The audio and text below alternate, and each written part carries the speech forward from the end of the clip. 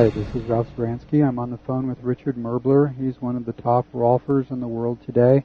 I had the good luck of meeting him when I was living in Dallas and had been injured by getting hit by an elevator door. And Richard was very effective in helping to decrease the pain that I had, and I was very appreciative for how good his massaging technique is. So how are you doing today, Richard? Great. I always considered you a hero because you're always out there helping people, and I wanted to do the Heroes interview on you because you are definitely one of the leaders in health that I met at my time in Dallas. Well, thanks, Ralph. Perhaps you could go ahead and just explain a little bit about what Rolfing is. Well, Rolfing is a type of work that was developed by a woman, Dr. Ida Rolf, about 50 years ago, and in her search for health had been told that she had spinal arthritis and would be stuck in a wheelchair by the time she was 40.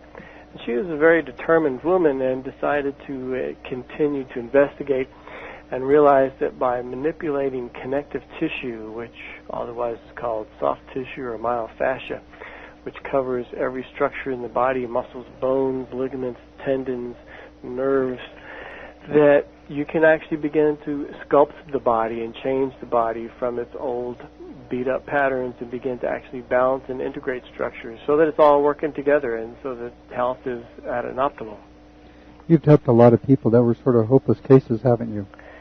It seems that it's fairly effective in a lot of ways, and the sort of thing that oftentimes you'll get people showing up at the door who have tried everything else and nothing else helped and just somehow seems to work.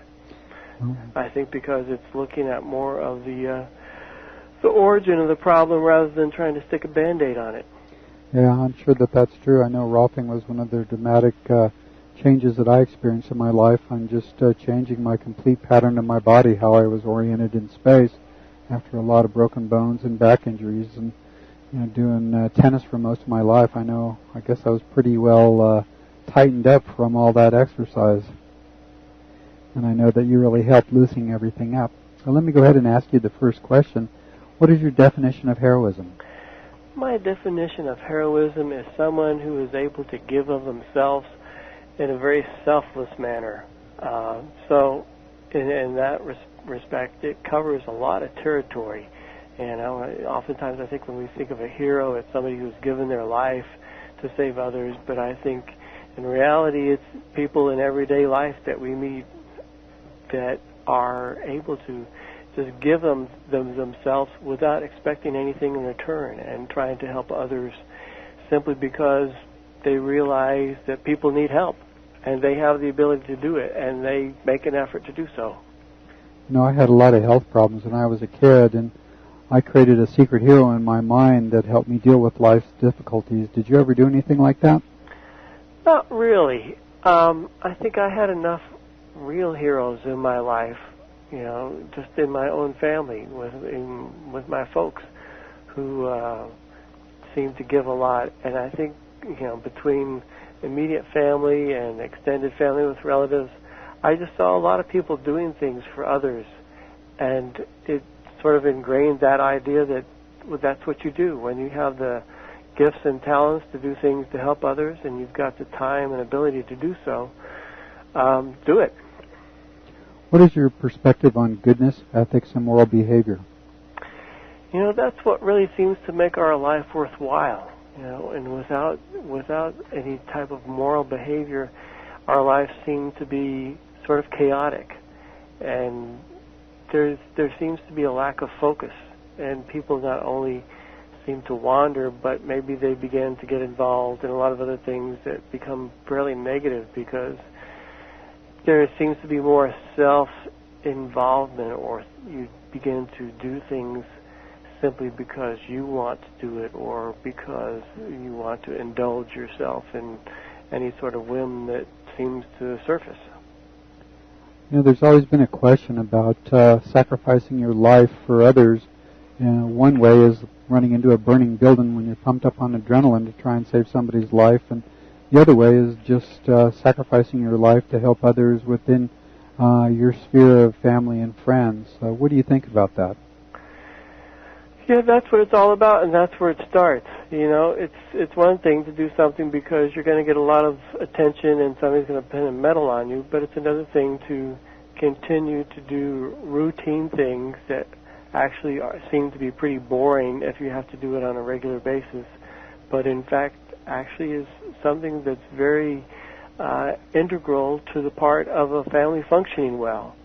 So, you know, when I was a kid and even doing simple things like taking out the trash, well, you know, when your folks are working hard and they're tired at the end of the day, I think anything that I could do to help them, although that wasn't necessarily my intention at the time, but it was something I could do, you know, and if, you know, as an 8-year-old kid, there's not a lot of things I can do, but that was something I could do.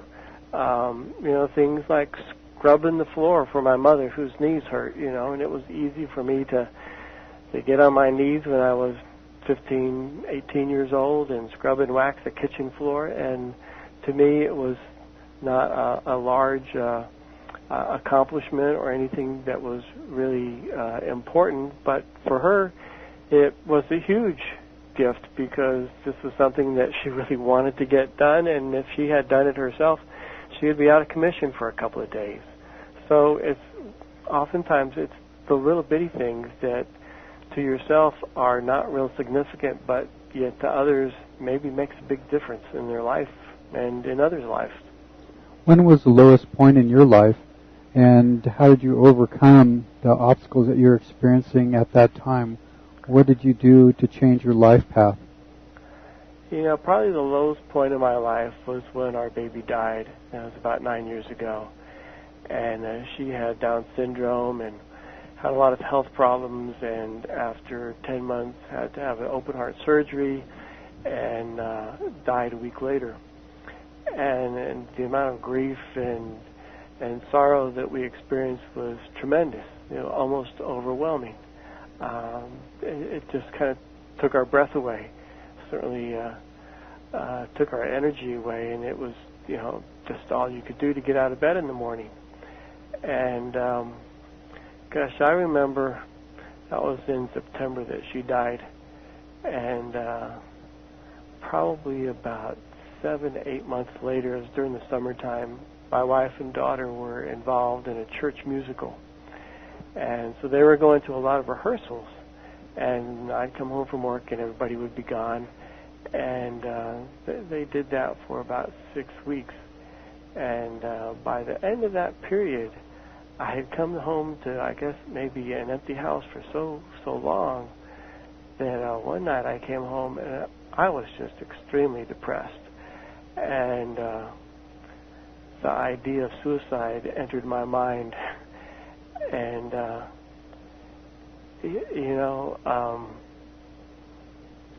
I was lucky enough to not give in to that desire, and just went about my business for the rest of the afternoon, and ended up going to the musical that my wife and daughter were in, and met my parents there. And you know, my spirit just went through a complete reversal, and I went from being overwhelmed with grief to feeling a sense of joy and lightness, as if I was able to just let my troubles be taken over by other people in my life, and realize that no matter how much grief I had, I think probably turning my focus away from my own problems and seeing what was around me, and maybe also because this performance was in our church, that there was just a sense of the Holy Spirit there that sort of lifted me up. And like I said, I went from being really down to just filled with joy and a sense of lightness in my heart. So that was a beautiful experience. Do you think that a lot of people fall into that trap of just thinking about themselves over and over and over again and what's going on in their lives, and just don't see any way out because they're not focusing on other people or doing things for other people? Do you think that's true? Yeah, I've certainly experienced that a lot. I know another time when I was going through a divorce, and I was going to school and working at the same time. And my job was orderly at the emergency room in the county hospital up in Denton, Texas. And every once in a while I get kind of down on things and feel bad because I was living in a rather run-down house. It was real cheap and affordable, but certainly nothing that was enjoyable. But going to work and trying to help people and seeing folks who were literally dealing with life and death certainly put my little problems in perspective.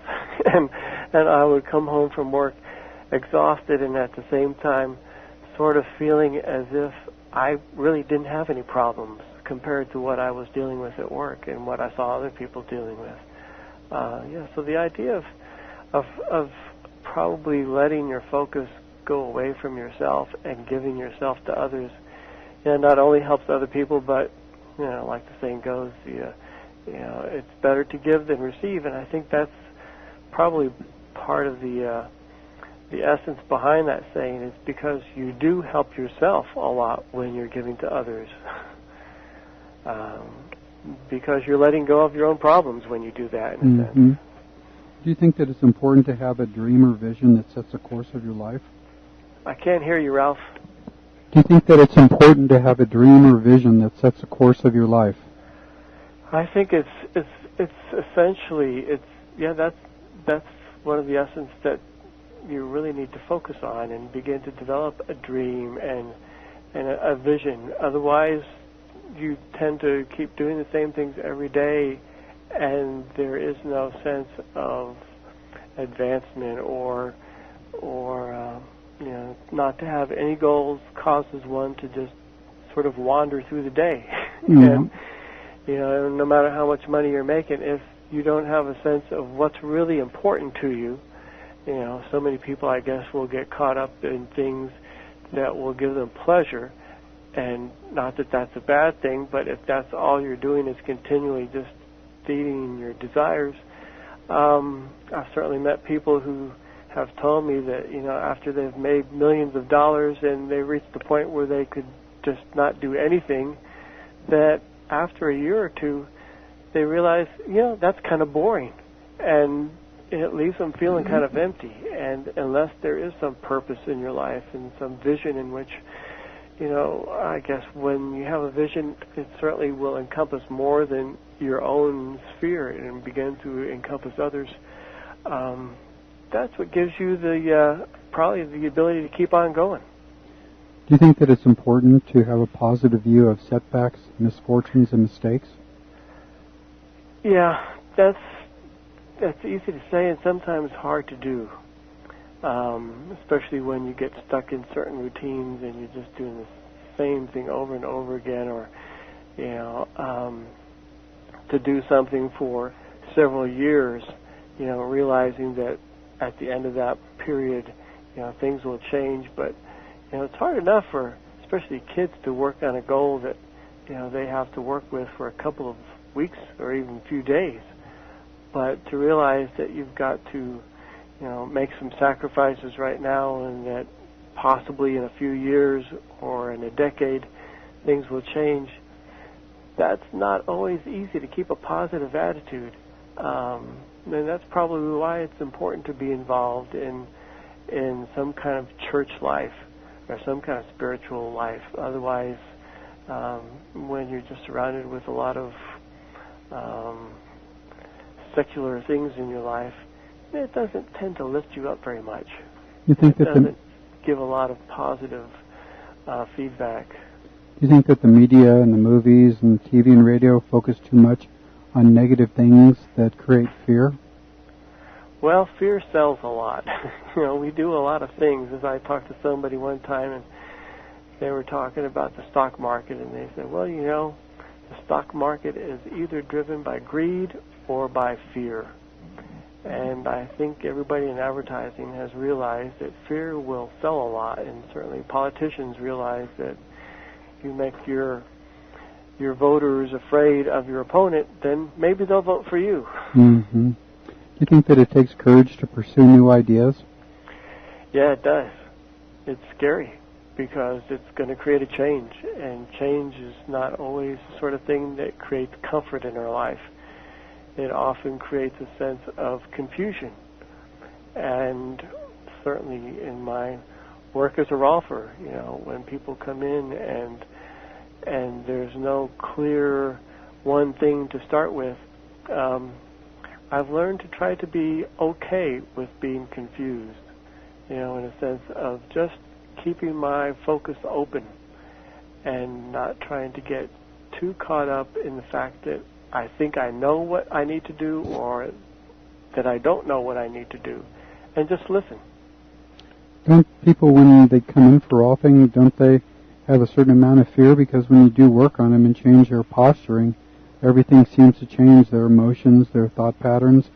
Do people have a hard time making that choice to change? Some people probably are reluctant to go in that direction. And I think that's probably why some people get a lot more out of it than others.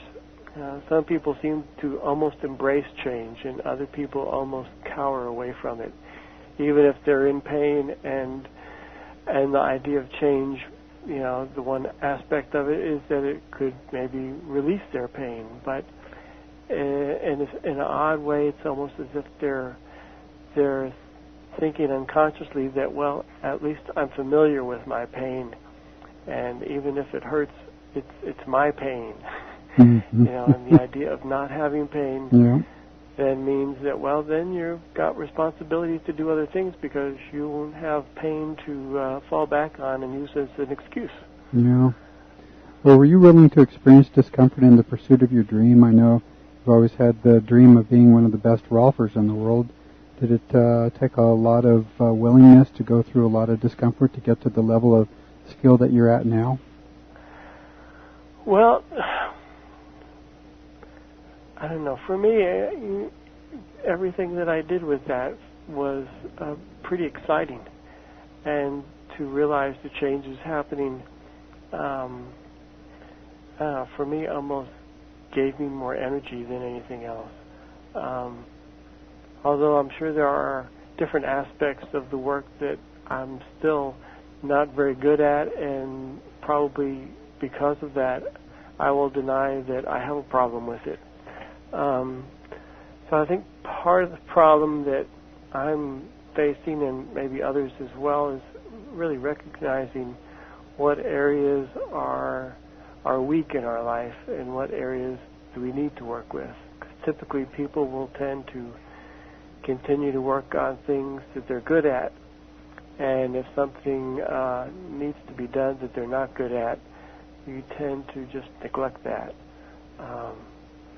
So, I guess part of the challenge is to be okay with not being perfect, and then to be okay with doing things that you're not very good at all, and with the realization that you might not be very good at it, but if you work with it, then little by little you'll continue to get better. Mm-hmm. It's the same thing that I learned when I was studying guitar, and you pick a guitar up and you try to play a song and you realize that you're really bad and other people are really good, and the only way to get better is to practice. But when you practice, other people will hear you play and they'll hear that you're not very good. Mm-hmm. And the older you get, the more difficult that becomes, because as we get older, we naturally want to feel as if we're an accomplished at whatever it is that we're trying to do. Mm-hmm. Kind of a catch-22. Yeah, well, I think that most people will do anything to remain an expert in a field, even if that field is obsolete, and to be a beginner in a different field. Do you believe that it's important to believe in your dreams, that your dreams would eventually become reality? I continue to find that to be true. And every time I really focused on something that was important to me, no matter how unattainable it seemed to be, it would always come about to happen. And I think part of that is because as you make that your focus and you look at it on a daily basis, or maybe even several times a day, I know one example of that was that in the process of becoming a Rofler, as I went through the selection process and admission process and had to write a series of essay questions over things that I didn't understand, and they were topics which I thought certainly a Rofler would be able to discuss, but since I wasn't a Rofler, why were they asking me to discuss these things, which I didn't understand? And it was a series of questions which I looked at for a long time, and every time I looked at it, I just became more and more frustrated. And finally, I decided that I would just make a copy of this list of topics and tape it to my car, in the dashboard, and the mirror in the bathroom, and at work, and I would just look at it. And if I didn't know what it meant, then that was okay, but I would just let that be there. And I did that for a couple of years. And finally, one day I looked at it, and it made sense to me. I finally understood what they were getting me to do, and I could have gone the short route and asked them to send me examples of what other people had written on these topics. But I just, maybe I'm stubborn and wanted to figure it out on my own. Mm-hmm. But that sort of thing has continued to happen, and every time I really get focused on trying to accomplish something, it has come about. Mm-hmm. Doubts and fears are something that everybody suffers with. How do you overcome your doubts and fears? Well, I think the doubts and the fears are something that I don't know if I've ever overcome them to the sense that they're not existent, but I think I'm okay with having doubts and fears. Doubting, in a sense, keeping me a little more humble, and realizing that no matter how much I might think I know about something, that I never really understand it all, and oftentimes maybe don't even understand most of what there is to work with. So in that sense, I think the doubts and the fears, and as a classical guitarist, this idea of fear was certainly apparent when I would walk out on a stage and sit down to perform. And initially there's a great deal of anxiety and fear, worrying that you're going to screw up in front of everybody and just be a fool. And after a while, you begin to utilize that fear or anxiety to simply give your performance a little more energy. And I think after you've done it a few times, you begin to basically, I think, become more comfortable with the fact that there is that chance of messing up. And that's not a bad thing. Mm-hmm. Life is not perfectly safe. Yeah.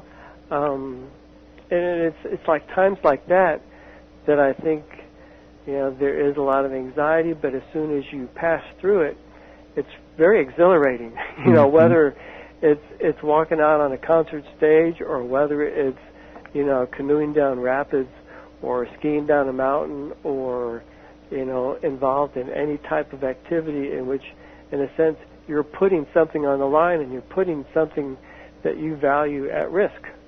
Mm-hmm. And then, maybe sometimes it doesn't always come out so good. Mm-hmm. But, when you keep doing that, I think you begin to almost become comfortable with the fear. Mm-hmm. Or at least, what's the word that I'm trying to look for? I guess the fear doesn't immobilize you. Mm-hmm. Where some people will almost be paralyzed with fear, not be able to move. Mm-hmm. You can almost use fear to create action. Mm-hmm. For people who are, I can't think of any situation right now, but I can think of it in sports. If you're afraid of being hurt by somebody who's really big and you're carrying the ball, perhaps that'll get you to run faster. Yeah, I can imagine so. So I think fear can be a very mobilizing factor, and fear is not a bad thing. Yeah. We just have to realize that we are afraid, because I think oftentimes, and I know in the past, people would talk to me about fear, and I would say, well, I'm not afraid of anything, and I think that's typically the response or the awareness that people have, is that, there's this sense of denial that we aren't afraid of everything, and to actually kind of dwell on the idea of what we might be afraid of is, maybe it's not very comfortable at first, but I think after a while it's a very healthy thing to do, because once you begin to realize what you're afraid of, or what kind of things create fear in your life, then that's a huge step, because then the next thing to do is to try to do something to counteract that. You understand your fear. I think that's half the battle, is realizing what you're afraid of, right? I mean, they say that, mostly we're afraid of the unknown. That's true. Most people are afraid of failure, afraid of success, afraid of injury, and I think that most of the people I've talked with so far said that it's important to face your fears, do the things that you do fear, and I think that's probably pretty good advice. They also said that it's important to forgive others who upset, offend, and oppose you. What do you think about that? I couldn't understand you. Would you say that again? Yeah. There's a lot of people that say that it's important to forgive those that upset, offend, and oppose you. How important do you think forgiveness is? Well, every day when I say a prayer, the first thing that I pray for is unconditional forgiveness. And sometimes I really dwell on that when there's something going on that has bothered me, and I begin to realize that the huge magnitude of that statement. It's not an easy thing to do, but I think when there is the sense of anger within us about something that's been done to us or around us, or some situation that we are upset about, it doesn't do any good to carry that anger, and it's very, not only is it's actually probably one of the reasons why people get sick, is because it just begins to eat on us like a cancer. It was one of the things that Christ was always preaching, was the ability to forgive others, and was something that he certainly showed by example. And it's not easy. No. And sometimes it's not going to come around very fast. It may take a couple of years to begin to be able to forgive a particular action, but at least it's something that's important to be aware of. No, I agree. Would you experience service to others as a source of joy? I really do. And certainly in the last 5-6 years when I was teaching a Sunday school class and working with junior high and high school students, in times when I thought the class was incredibly disruptive, and how dare they, talk and act like a bunch of crazy kids while I was trying to teach the class, still there's a sense that every once in a while somebody would get it, and that would always keep me going. And just the ability to, even having the opportunity to do something like that is really an honor. What place does the power of prayer have in your life? Well, it's something that I have to do every day. And I think by doing that, it helps me realize, one, that I'm not alone, and two, that my life, as important as it might be to me, is probably sort of insignificant in the greater scope of things. And it helps me to make this connection to God, to something that's greater than me, and in that sense helps me deal with anything else that's going on in my life, because whatever is bothering me, I realize that it's just my problem, and in that sense it's a little problem. Yeah, that's true. Do you maintain a sense of humor in the face of difficult situations? Well, I try to. I immediately think of the time when I was in a car accident a few years ago, and this was maybe the third or fourth time when somebody had run into me over a period of 6 or 7 years. And every time I would get in an accident, I would realize that it would interfere and disrupt my work for maybe the next 6 months or a year, and that I would be having to deal with a certain amount of pain, and that would be a difficult thing to work through, you know. And then my wife would try to lighten up the situation, and you know, I think sometimes made me realize that, you know, when we were little kids and our parents would say something like, "Well, look on the bright side." Mm-hmm. You know, I began to realize that there's a time and a place to say something like that. Yep. And there are other times when you really just have to let people be, you know, in their nasty little miserable state, mm-hmm. and work through that for a while, or at least get used to that. Mm-hmm. You know, and then after a week or two, try to pull them up. Yeah.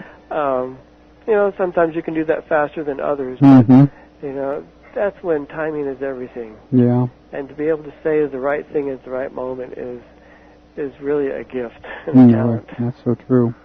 Who are the heroes in your life? Boy, you know, as I looked at that question and tried to list them, God, it's a vast array of people who've come across my path. You know, from my parents, from, you know, certain relatives that I've greatly admired and saw them struggle with difficulties in life or their health, with teachers that would say just the right thing and give me a spark that every once in a while, even now, 30, 40 years later, I'll think and it will kind of lift me up. You know, friends that I've made over the last many years and people that I've seen struggle with really difficult situations and just continue to keep trying to work.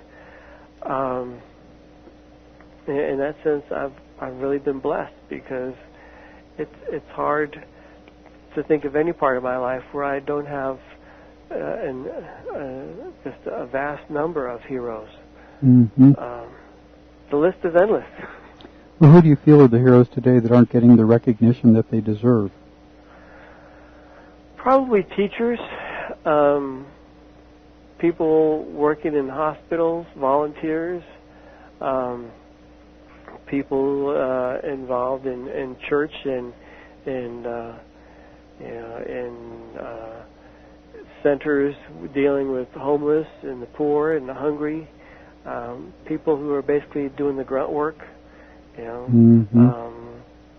Soldiers on the line in Iraq, mm-hmm. you know, yeah, lots of folks that are really giving everything they can, and they do it simply because they know they should. Yeah. You know, and they're not making any money, mm-hmm. and they're certainly not being famous, and nobody's naming a tennis shoe after them. Yeah. But they do it because they've got the ability, and I guess they feel in their heart that that's what needs to be done, and so they do it. Mm-hmm. Why are heroes so important in the lives of young people? God, without a hero, without a role model, what are you going to do? You know, I guess you can end up living your life as you would see it in the movies or on the TV screen, but most of the time those type of heroes are pretty shallow and maybe to a certain extent misguided. And so without some real heroes in your life, people who have a sense of integrity and righteousness, I think kids are lost. Mm-hmm. So without those, yeah, I mean, that's an essential part to being a kid, is to have a hero. Mm-hmm. Well, how does it feel to be recognized as a health hero? It's pretty exciting. It makes me feel pretty good. Why do you think you were selected for this unique honor?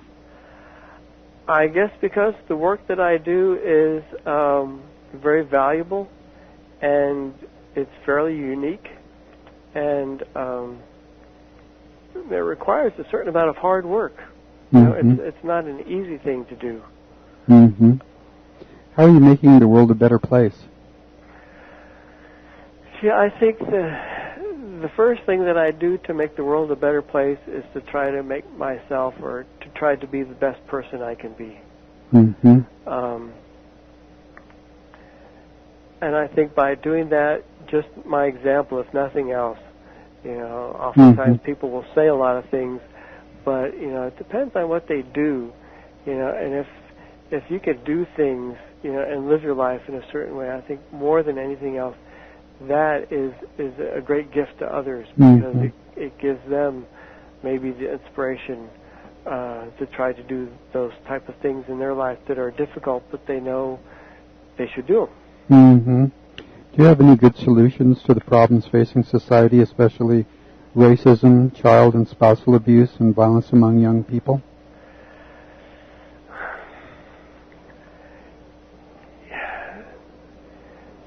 All I can say to that, we've been talking now about giving ourselves to the community, in a sense, and to make yourself available to other people. And I think that in so doing, that in itself, because you're making one-on-one connections rather than making large statements in some type of media, which often becomes fairly impersonal, so it really doesn't touch people in their heart. And I think if you can make a connection with others, and on this one-to-one connection, and to share with them your values and things that are important in how you've struggled with life, and that everybody thinks that their problems are unique, and they're the only ones that are experiencing this type of dilemma. But once they begin to realize that this is a fairly common routine that everyone tends to go through and experience in their life, I think when you give the people the opportunity to get to share that with you, I think then all of these other problems begin to break down. Mm-hmm. And that I mean, you cannot hate somebody that and somebody who has helped you. It doesn't, all of a sudden, it doesn't matter what color they are. It's like with the Olympics, when people get out and they compete with each other and they begin to sit down and have dinner with each other. Suddenly it doesn't matter what country or what language or what color your skin is, because you begin to see what's in the other person's heart. Mm-hmm. And once you make that connection, then a lot of the other biases about things that you were afraid of because you didn't understand it, because you didn't know, and this fear of the unknown, once you begin to understand, then the fear begins to dissolve. Mm-hmm. If you had 3 wishes for your life in the world that would come true instantly, what would they be? Oh, wouldn't that be great? Mm-hmm. Wow.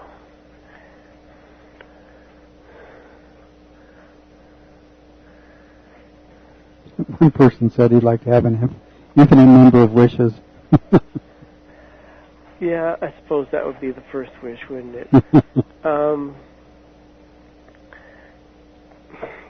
God, suddenly my mind is a blank. That's such an overwhelming question.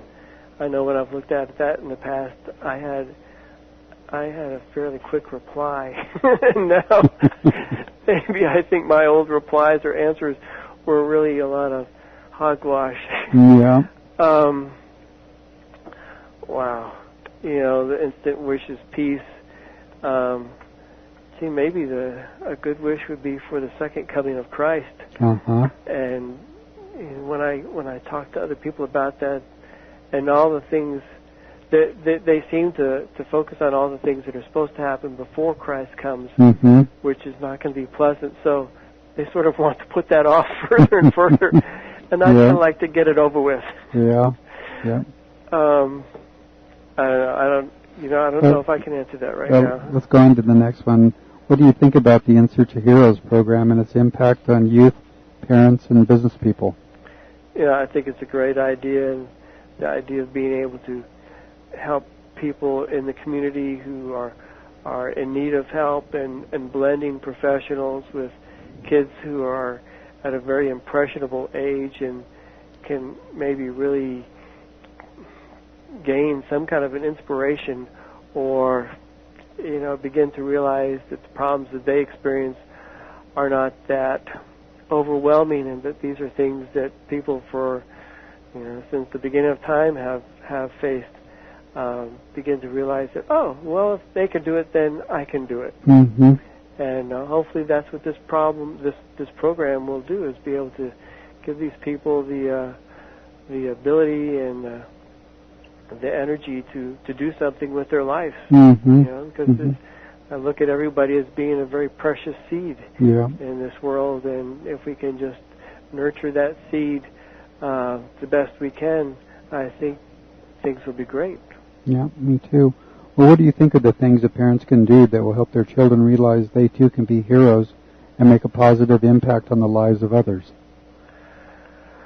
Well, the first, probably most important thing is just to spend more time with them.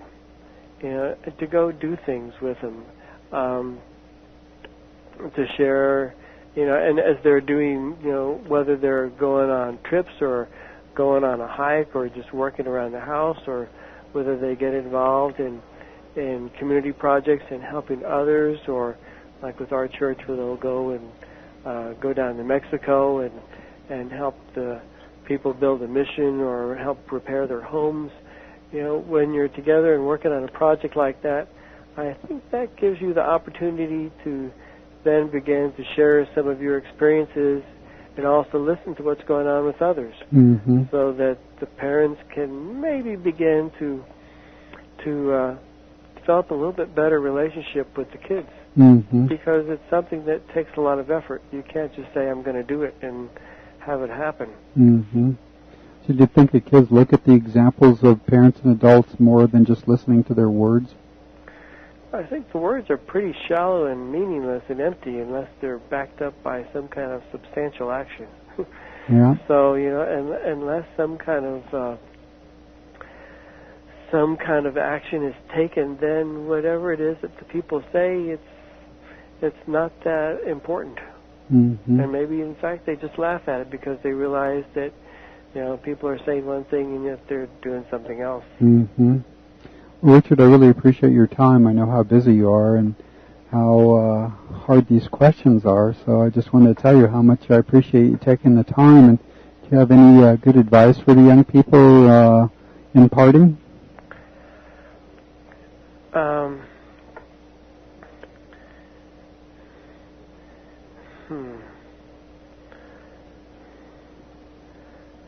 Everything that I think of right now seems kind of silly. The idea of trying to do the best you can in school and to help the people in your immediate family and in your community, and to ask their help whenever you're having a problem with things.